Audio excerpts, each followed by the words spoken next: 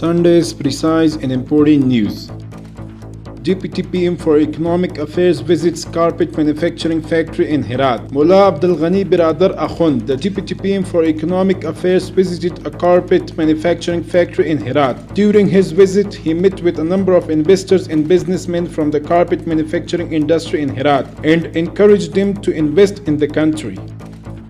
ICRC donates 16 Toyota Land Cruisers to ARCS. ICRC International Organization provided 16 Toyota Land Cruisers equipped with communication system to the Acting General President of Red Crescent Society, Maulavi Matiul Haq Khalis. Red Crescent Society says that these vehicles will be used in delivering humanitarian aid to various provinces. A young man from Ghazni built a tank at the cost of 500,000 Afghanis. A young man built a tank in Ghazni at the cost of 500,000 Afghanis in 5 months' time. The young man said that if Islamic Emirat provides him the platform, he will also build airplanes and other military vehicles.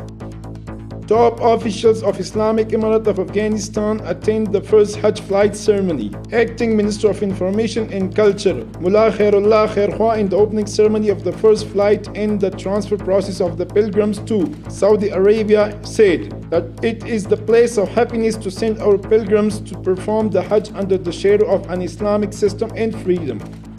Mirwais Ashraf off to India to attend the IPL playoffs and to discuss bilateral relations. Afghanistan Cricket Board says that Mr. Mirwais Ashraf, chairman of the ACB, left for India this afternoon to attend the IPL playoffs and to discuss bilateral relations between the two nations with the BCCI, particularly the upcoming 3 ODIs in June.